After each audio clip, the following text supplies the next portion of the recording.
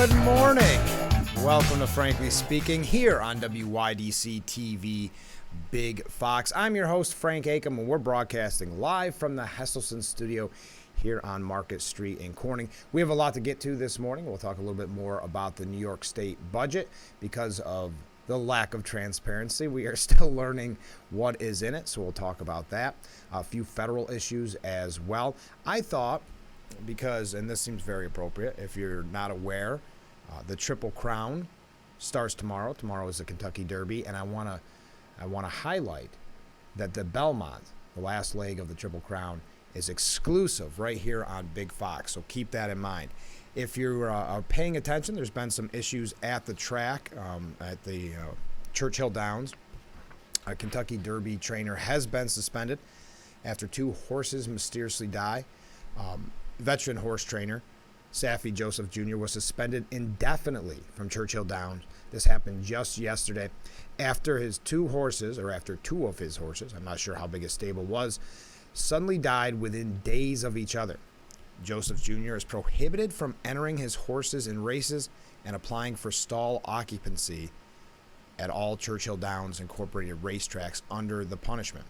This is a quote from Bill Mudd, President and Chief Operating Officer of Churchill Downs. He said, "Given the unexplained sudden deaths, we have reasonable concern about the condition of his horses and decided to suspend him indefinitely until details are analyzed and understood. The safety, of course, of the horses, the jockeys, the integrity of the sport is their highest priority," he said. "We feel these measures are our duty and responsibility." Parents' pride and Chasing Artie collapsed and died following the races at Churchill Downs last Saturday and Tuesday, respectively. In a statement, Churchill Downs said it was highly unusual for this to happen. They were fit and healthy horses, and the officials said they couldn't find anything wrong following the autopsy. This is 4 horses, including Joseph's 2 that I just mentioned, died at Churchill Downs last week. Kentucky Derby entrant Wild on Ice, I should say, and Take Charge Brianna were euthanized due to injuries. So on a sad note there, but obviously they're doing their due diligence to make sure that they find out what happened and make sure it does not happen again. So he is suspended.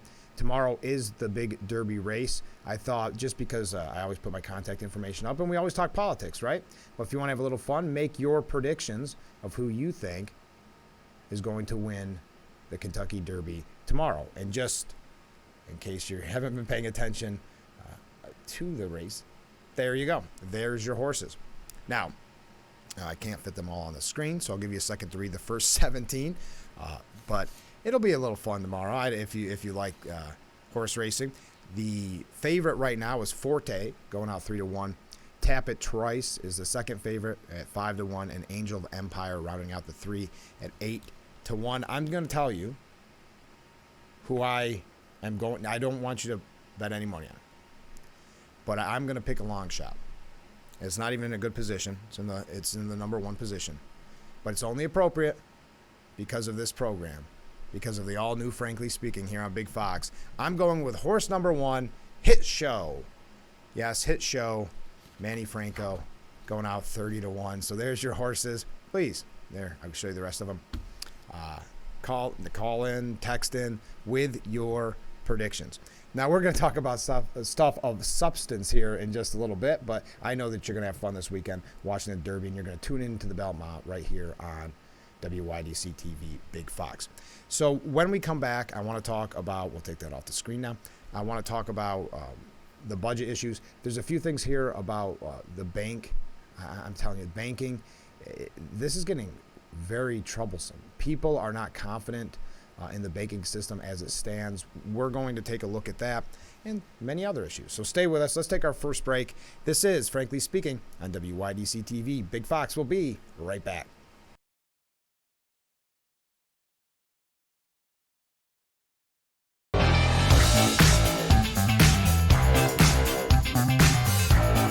Welcome back to Frankly Speaking here on WYDC TV Big Fox. I'm your host, Frank Acom, and we're broadcasting live from the Hesselson studio. Before we get into the nitty-gritty of New York politics, and some of the things we've been learning. I want to mention this about New York. I know we have a lot of hunters out there, myself included.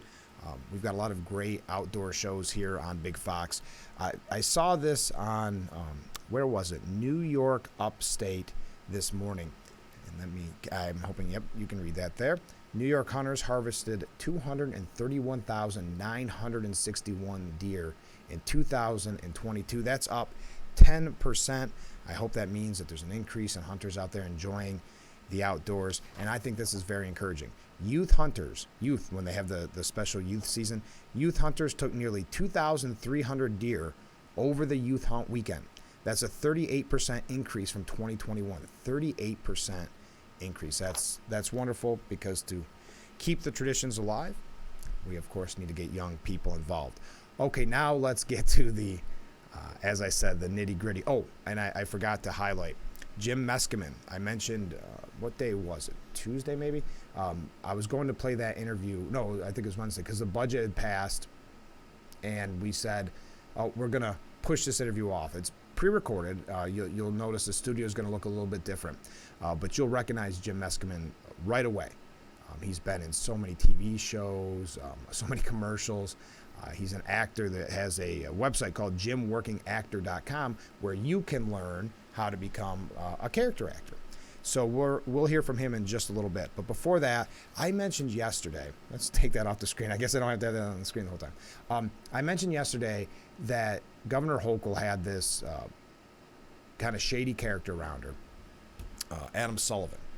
And she depended on him, used him for campaigns going all the way back to her congressional campaign.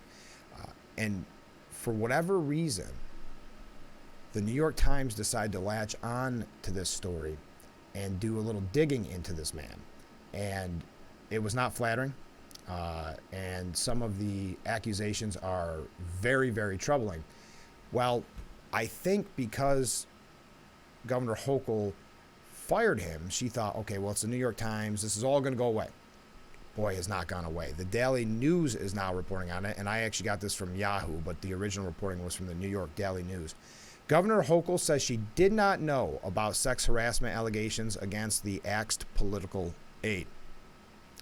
Now, obviously, from a public relations standpoint, this is horrible for Hochul. We know about her predecessor, Governor Cuomo, and the allegations against him, so this does not look good. She said sexual harassment is absolutely unacceptable under all circumstances. There's no tolerance. Had I known what I know now, this would have been a very different circumstance. But what's interesting, he had been fired all the way back in 2017 for this exact reason, for a sexual harassment complaint against him when he worked for the Hub Project. Hochul told reporters that she was unaware until Wednesday, just happened to be Wednesday, about any sexual misconduct allegations against Sullivan and about his Hub Project firing. And then she said, and I find this almost, well, first of all, I find it almost unbelievable that she didn't know about this. I mean, you don't do a background check on the guy that you're depending on so thoroughly in your campaigns. But she threw the line in there I think, erase it. I believe women, she said. For all the women who had endured this, it is heartbreaking to know that occurred, perhaps in an environment associated with one of my campaigns. I want to know more. She just found out about this on Wednesday. The governor said she was still deciding the right approach to the harassment allegations against Sullivan. I did not know any of this. Is that, from a political standpoint, is it good to admit that you don't know about the person you depended upon so much? I don't know. That's what she said, though. I did not know any of this. Our relationships were more one-on-one. I didn't see him in this environment. So I guess if her hope was that this was going to go away, she releases the statement and says, he's been fired. But for whatever reason, two far left outlets, media outlets in New York, the New York Times and the Daily News, still reporting on it, and it does not look to be going away anytime soon. We've got to take another short break. We'll talk about the budget in a little bit, and then we're going to be hearing from Jim Meskimen, the actor. I think you're going to find that to be a fun interview. So stay with us. This is Frankly Speaking on WYDC TV. Big Fox. We'll be right back.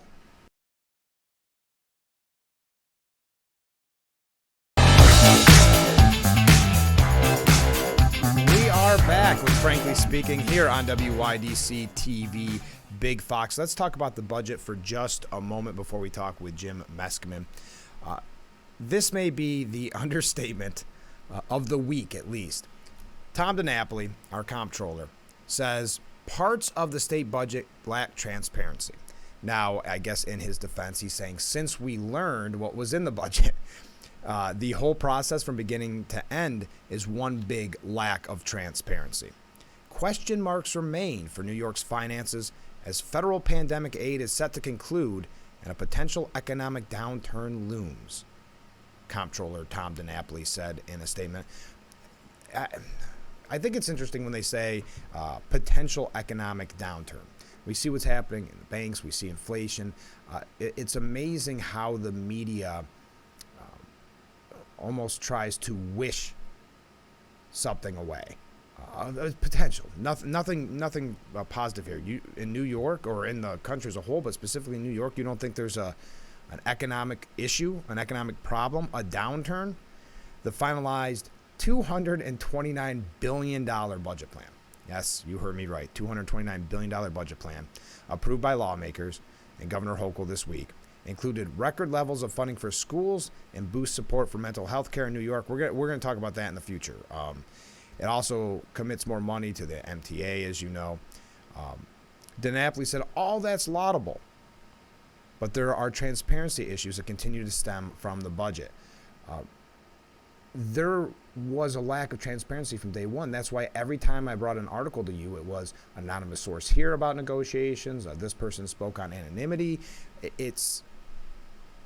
We knew nothing about that. And Governor Hochul, as I mentioned yesterday, put through all those basically emergency declarations, for lack of a better term, so that we didn't even have the constitutionally mandated amount of time to be able to look at what was in the budget. They had to do it right then. They had to vote right then, and as she declared those emergency orders, she then left and went to a Yankees game, as I mentioned yesterday. But DiNapoli said there are billions of dollars in the budget exempt from oversight by his office. There is still too much spending through lump sums without details, and the budget still lacks much needed transparency. Provisions were included that appear to exempt approximately $5 billion from comptroller oversight. $5 billion that they don't have to look into. There's also a significant increase in capital projects funding, which will place more burden on the state's remaining debt capacity and New York's already high debt levels. So that's from DiNapoli. Yes, I would say if you had one, I know they call it the big ugly, the budget. I would say one word to describe the budget is, well, I guess you can't say one word, 2 words, 3 words, lack of transparency. We obviously from the beginning have talked about this. It is not fair to us, the voter, not fair to us, the taxpayer, that we have no idea what's in that budget, essentially, until it is passed. That's why here we are, not quite a week into it, a few days into it, and we're still learning of specifics of the budget. That is unacceptable, but this is how I guess politics work. It's the way it's always been done.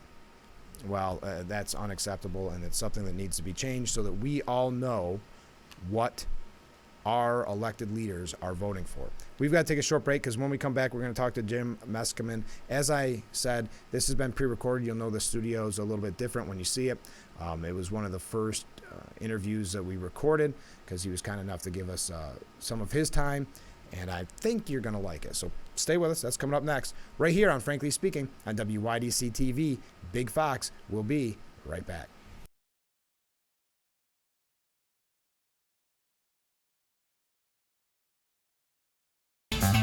Welcome back to Frankly Speaking, broadcasting from the Hesselson studio. This interview brought to you by M.A. Neal Financial Services. And joining us this morning is Jim Meskimen. Good morning. Good morning. Thanks so much for doing this. You have the face that everybody knows. What haven't you done? Well, there's a long list of things I haven't done, but thankfully I've been involved in some pretty fun projects. So I'm grateful if I'm a little bit familiar to you. Well, yes, I absolutely are. I thought of something when I was doing my research that you're doing that's very neat, and that is your new acting course, the Working Actor Method. What do you think the biggest misconception is for people when they want to become an actor?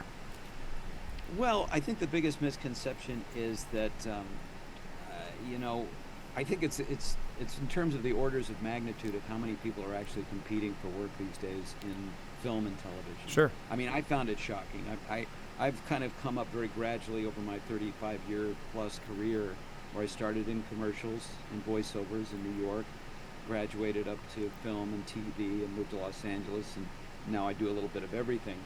And you know, it was a surprise to me to find out the sheer numbers of people that are contacted by casting to do an audition for, say, a network show like an NCIS show Sure. or something like that. It's in the thousands. So, whereas you thought, wow, I'm up against 50 guys. No, no, no, no. It's way up from that. So that makes it more important, I think, to prepare oneself, Sure. to do the right things, to be a very, as valuable an actor as you can be, and that really rests on us, the performers. Sure. We have to get all our ducks in a row and find some more ducks. The best place to find out about the Working Actor Method is jimworkingactor.com. Now, you've played everyone from Washington to Phil Donahue to Colonel Sanders, of course.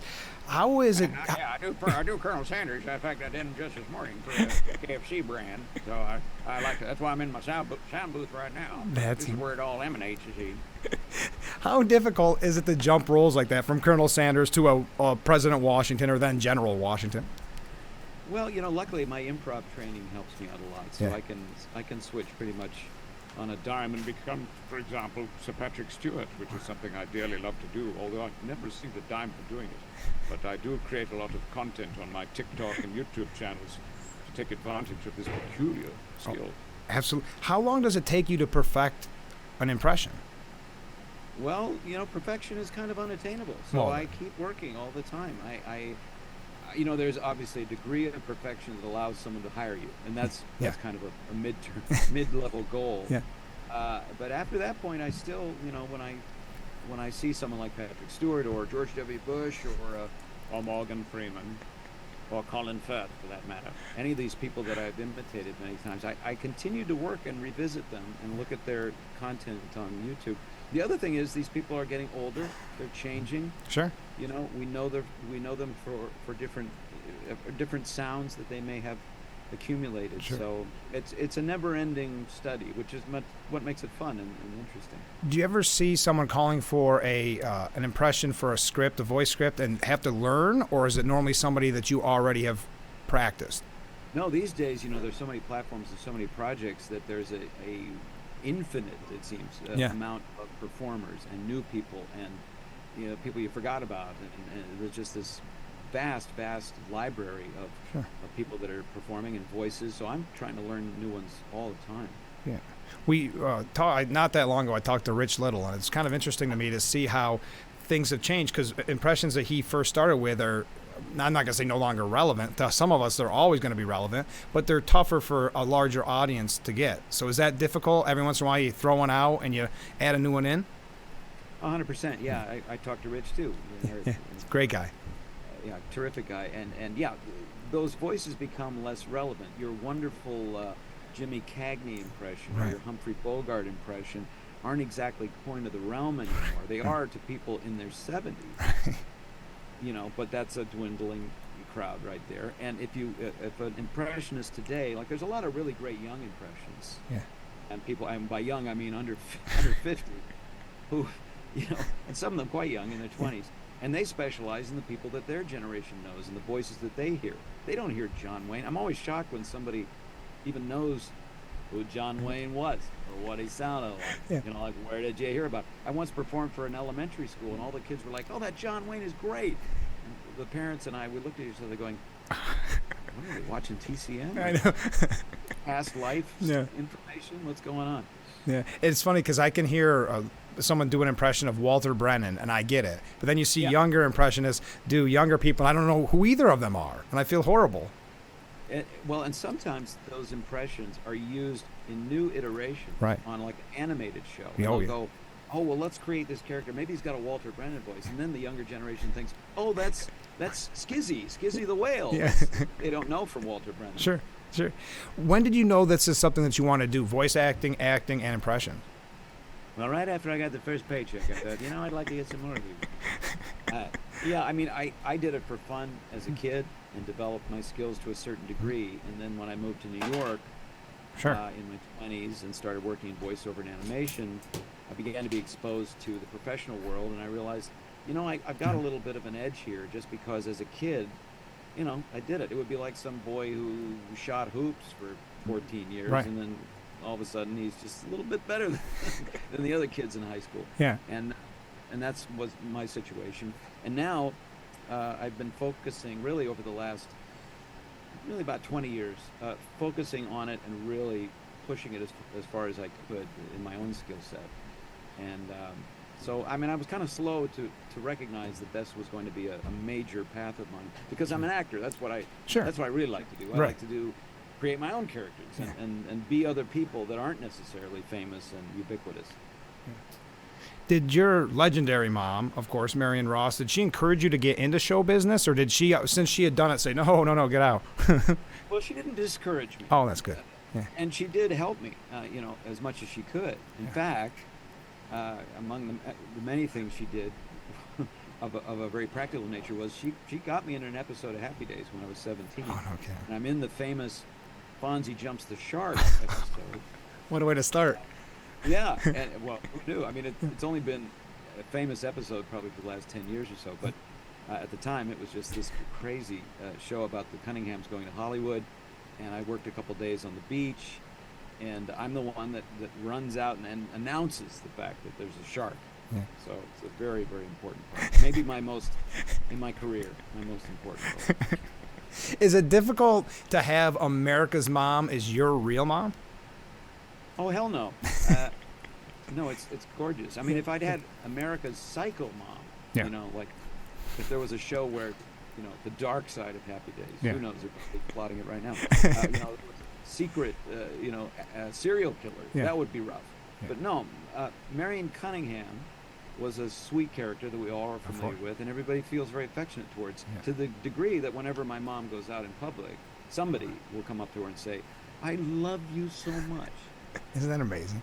Yeah. Now, there's a distinction because Marion Ross is a different person. Yeah. She was not Marion Cunningham. Is not Marion Cunningham. She's an actress. Right. However, to embody that character, she drew upon her great reserves of sweetness and empathy and That's humor. Yeah. So there is a Marion Cunningham rather inside Marion Ross, Yeah. but I also had the other Marion Ross, who was a hustling, hardworking, dedicated actress and really incredible person. Yeah. So I'm very fortunate, maybe even more fortunate than other people might realize. Yeah. Now, looking at recently, I mean, you have so many roles and currently going on, right? You have Hunters, Gaslit, you've got the Big Door Prize coming up. Do you have any free time? No, No. I don't like free time. No. My wife has to pry me out of here, for Right. example, the booth. Yeah. Because if I have free time, I like to fill it with other creations and projects. I have a YouTube channel I feed, a TikTok channel. I'm creating content. I'm doing things with Colonel Sanders all the time, just on my own. Because he's such a person to act like, you see. I create these phone calls between Colonel Sanders and Elon Musk and different celebrities and Dean Martin and Jerry Lewis. And, I don't know, Salvador Dali. I get these ideas and I go, well, I have a studio. I should just do stuff. So I like to do that. I like to draw and paint. I like to create theater. So my life is a very fortunate one in that I get to do all the crazy little things I've always done, but now I have the resources of our modern technology, and I have a place to put all this stuff. In the old days, you would create something and it would sit there on a cassette in your hand. You go, I guess I could mail this. Yeah. So many outlets now. It's amazing. With all the roles that you've been in, Frost Nixon, Apollo 13, Fresh Prince of Bel-Air, is there one that you recognize the most when you're on the street? Yes, you mentioned it. Fresh Prince of Bel-Air. Is that right?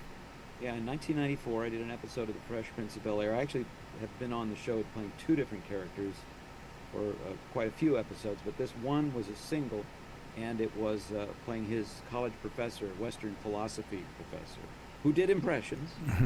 He did Captain Kirk, and he did Jack Nicholson. You can't handle the truth, and it was a really great episode. It was written for my character. It was really kind of a backdoor pilot, or what they call a backdoor pilot that didn't go anywhere. But I swear, every time I go to the airport, for whatever reason, I get recognized. Usually by the TSA, who I think are just, I don't know, no offense to the TSA, but these seem like people that have spent an inordinate amount of time watching television. And maybe that's how they develop the tremendous skill set they have in looking at our belongings through an X-ray machine. But I invariably go, "Are you an actor?" I know you from somewhere. Right? And they go, "Yes." Now, you mentioned Colonel Sanders, which is such an amazing opportunity. How did that come about? When someone calls you and say, "Do you want to play Colonel Sanders?" Is that how something like that goes? Oh, wouldn't that be nice? Yeah. Hey, would you like this? No, it wasn't quite that straightforward. It was actually very circuitous and fortuitous. Yeah. It was good luck on my part, because I had written to just, you know how you write to people just to kind of stir things up, sure, get business going. And I looked back in my emails. I was like, oh, there's this copywriter who worked for an ad agency called Wyden and Kennedy, and I remembered we had a kind of a friendship, and so I just sent him a note. Yeah. Hey, how you doing? And he said, I'm doing great. We're about to have a child, and by the way, how's your Colonel Sanders? And I went, it's pretty effing good. Finger looking good.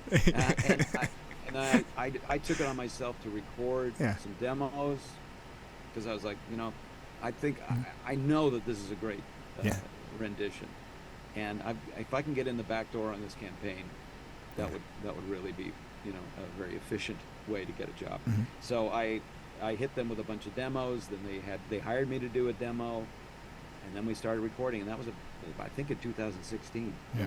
I just did it this morning, so it's been a very nice opportunity for me. And when you're being asked to play real life people, we think of Colonel Sanders, and he is a real life person at one time. He's alive, basically. He's alive in our hearts and minds. That's right. And the YouTubes. But you've got Phil Donahue, so many people. How do you get, not just the voice, but how do you get into that character as a person? Well, that's the acting part of it. Yeah. That's the actor. And the actor looks at the whole personality. It's a whole package. I mean, all of us have so much emanating from us. We're like emanation machines of emotion and background and training and the way we feel that moment, and the country we came from, the education we've had. All these things, kind of coalesce and become this big presentation. And so an actor, when you're lucky enough to portray someone that has already existed and has already been videotaped, or someone you can call up and meet, an actor absorbs all those things and tries as much as they can to capture as much of it as you can and be that other person. That's the fun of acting, and present it. So with Phil Donahue, obviously I couldn't call him up, but I looked at him on YouTube a lot, because I didn't really watch TV in the 90s, so I missed his whole live thing, but I watched a lot of video, and I could tell he's got a certain presentational kind of way of talking about things, very straightforward, but it sounds like a showbiz guy. And he'd adjust his glasses in a certain way, and he'd walk around. He'd use his arms a lot, his hands would go up like this. So that's what I did in the audition, and they agreed that I captured some of it. That's amazing. So out of all the characters you played, do you dream of somebody that you'd be perfect for, but just hasn't come up yet? Oh, that's an excellent question. Oh, that is an excellent question. And nothing comes to mind, but I know it's out there. Somebody, a long time ago, somebody asked me to develop Joe Biden. This is before the election. So, and I worked on it a little bit, and I realized, I don't want to be this guy. Perfect. Well, you better end on that, though. That's beautiful. But I do have to ask one question, because we mentioned Fresh Prince of Bel-Air, and I think my generation would be very upset with me if I didn't mention that you were a part of the original Thundercats series. Well, I was a designer. This was in my other first career as a cartoonist illustrator. Yeah. So I worked in New York City for Rankin Bass, They hired me to do character designs for that original show, and I did all not the main group. The main group was already drawn and designed and beautifully so, but I did all the secondary characters and other mutants and aliens and weapons and vehicles, and everything needed to be designed, and I was the sole artist in the United States anyway that worked on that show. The rest of it was done in the Pacific Rim, and it was a great experience. I was 24. Wow. And then I from there, actually, I jumped into voiceover because Rankin and Bass was kind enough to let me audition for an animated series, the next, or not quite the next, but another series that they were doing after Thundercats. Okay. And they hired me, and I started working in that area. And I preferred it because, when you're drawing alone, it's just kind of lonely and not quite as rewarding. And I enjoyed working with the group of actors. Uh-huh. Well, that's amazing. You've got to find out more. JimWorkingActor.com. Find about the new course, the Working Actor Method. Jim, thanks so much. This means so much to me for being on the program. Oh, my pleasure. Thank you very much. All right. Hope to talk to you soon. Okay, take care. All right. Thanks. Bye.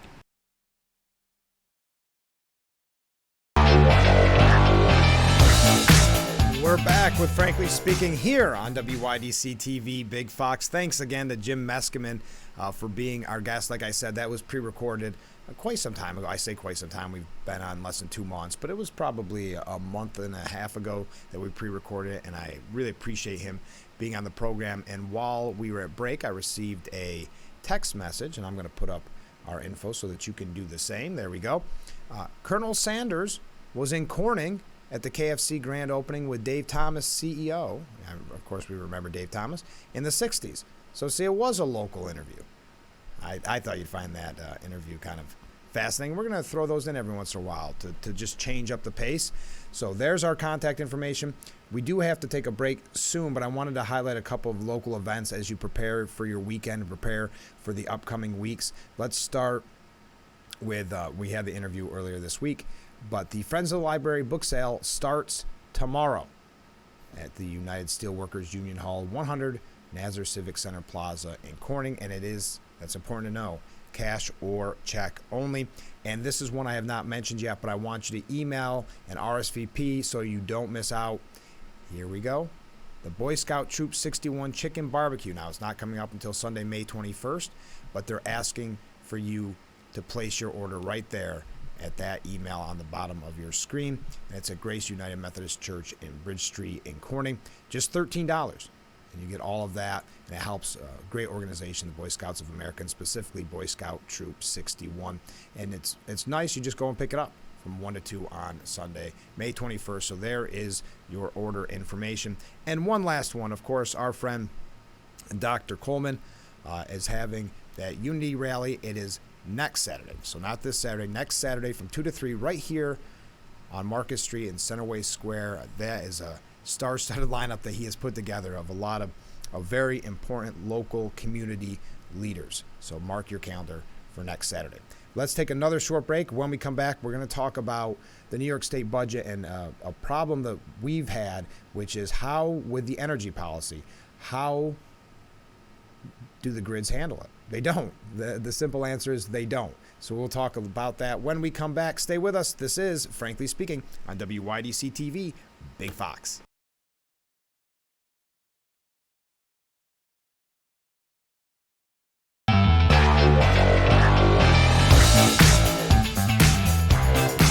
We're back with Frankly Speaking here on WYDC TV Big Fox, broadcasting live from the Hesselson's studio here on Market Street in Corning. I'm your host, Frank Acom. Thanks so much for joining us. So I mentioned before the break, there's so many questions revolving around this all-electric mandate. So let's go to the story here from New York State of Politics. The people that supply the power, the leaders in our power supply industry, have many doubts if the grid can handle this. The grid can't handle this as it is proposed right now. Governor Kathy Hochul, I was looking for the other gentleman's name, but Governor Hochul and the legislature agreed to ban new gas hookups and fossil fuel burning equipment in new buildings under 7 stories after 2025. You know all the details. We've been talking about it extensively this last week. Agricultural buildings, manufacturing facilities, hospitals, car washes, commercial restaurants, and others are exempt from the electric building mandate, which obviously makes a lot of sense, but also makes you question if it's not reliable for them, why is it reliable for everyone else? The Public Service Commission can also permit exemptions, and that's interesting. Who was it that tweeted that out? Nick Reisman tweeted out, upstate Democrats were able to get a caveat in the budget on the measure ending gas hookups in new construction, essentially making exemptions for areas where the power grid cannot handle the capacity for the change, meant to reflect needs of rural and semi-rural areas. So who was it that, and this is a person's name I was looking for. Oh, here we go. CEO Gavin Donahue. He is the CEO of Independent Power Producers of New York. He said, tell me what we're going to use versus natural gas to keep the lights on. Bingo. And we don't have the answers. So in the short term, I think it's a wonderful goal. But until we figure out what the fuel source is, I just don't think it's feasible to do this. The mandate intended to keep the state on track to meet its carbon emission target set under the Climate Act will reduce greenhouse gas emissions 85% by 2050. Another quote from Donahue saying, if you're going to tell me that in 17 years we're not going to have oil and gas in New York City, what is it that's going to replace that oil and gas that keeps the lights on?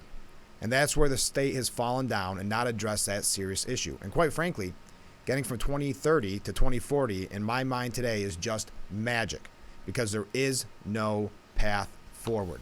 And we mentioned in this article, again, from I want to give you the exact address here, NewYorkStateOfPolitics.com. Our friend, Assemblyman Phil Palmisano, was quoted in the article. He is the ranking member of the Chamber's Energy Committee. He said it could have a negative impact on consumers and businesses alike. Quote, we're implementing an energy plan that doesn't do anything to address affordability or reliability. In fact, it jeopardizes it.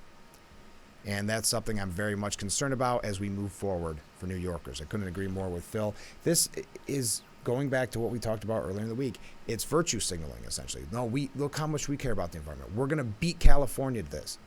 We're gonna show we're the greenest of all green. But the problem with that is the technology is not there. So it's going to cause a lot of disruption. It's going to cost huge amounts of money for us in New York State as to already burdened taxpayers. So we have a little bit more on this when we come back. So stay with us. This is Frankly Speaking on WYDC TV Big Fox. Is it me or is this show going fast? We're having a lot of fun this morning, so stay with us.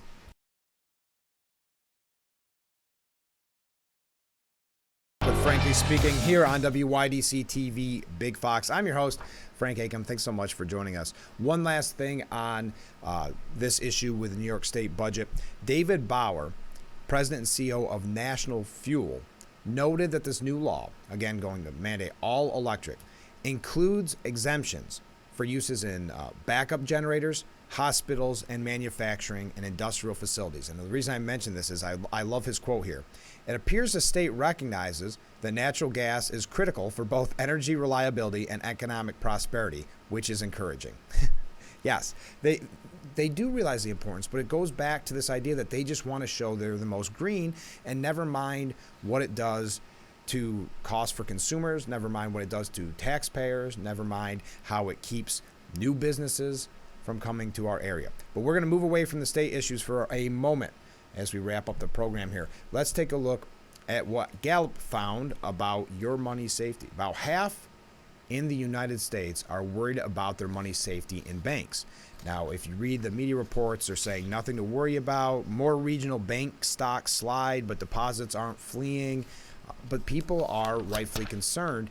And the reason I bring this up, first of all, a total of 48% of U.S. adults say they are concerned about their money, including 19% who are very and 29% who are moderately worried.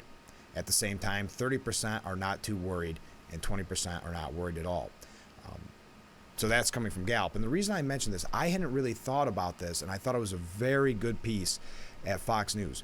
President Biden has presided over 3 of the 4 worst bank failures in United States history, which is, depending on where you get your media, This is not a story you are going to hear broadcast on mainstream media. Since March, 3 major banks, First Republic Bank, Silicon Valley Bank, and Signature Bank, which had assets worth $212 billion, $209 billion, and $110 billion, respectively, according to the Federal Reserve data, have imploded in the wake of high interest rates and poor management decisions. The FDIC has estimated its actions to resolve the failures, and this is definitely something the media will not bring up, has estimated its actions to resolve the failures will cost us, the taxpayers, about $36 billion. Quote, the Federal Reserve, the Treasury, this entire administration, frankly, has been very inconsistent with their operations in financial markets, said E.J. Antoni, an economist and research fellow at the Heritage Foundation.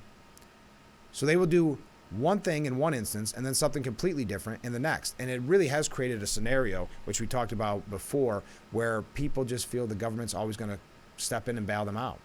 So never mind these poor decisions, these bad loans, whatever the case may be, the government's going to be there to save them. It's just like when they started guaranteeing for higher than $250,000 for individual users of the certain banks. And we said no, because it makes people depend so much on the government. But isn't that ultimately what their goal is in the first place? I know I'm running ragged here because we have to take a short break. Stay with us. We'll be right back with Frankly Speaking here on WYDC TV, Big Fox.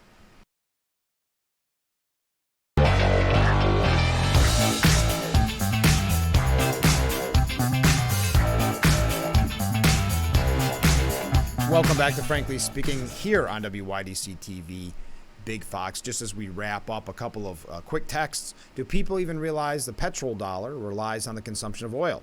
What does an attack on petrol mean for the faith and security of America's currency? Great point.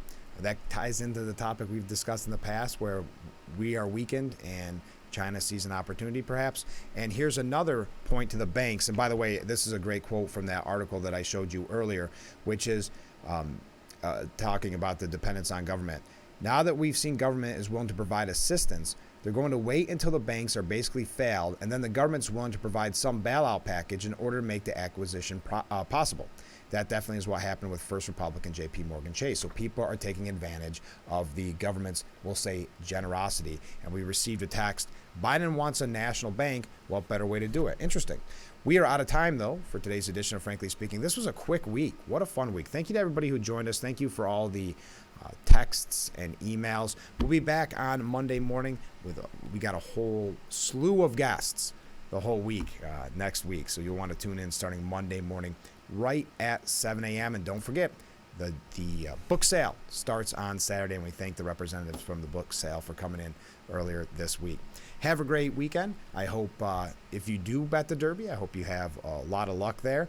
And if it's not too late, if you want, you can contact me and let me know who you pick for the Derby tomorrow. Have a great day, everyone. This has been Frankly Speaking on WYDC TV, Big Fox. I'm your host, Frank Acom. We've been broadcasting live from the Hesselson studio, and we'll be back Monday morning at 7. I look forward to it already.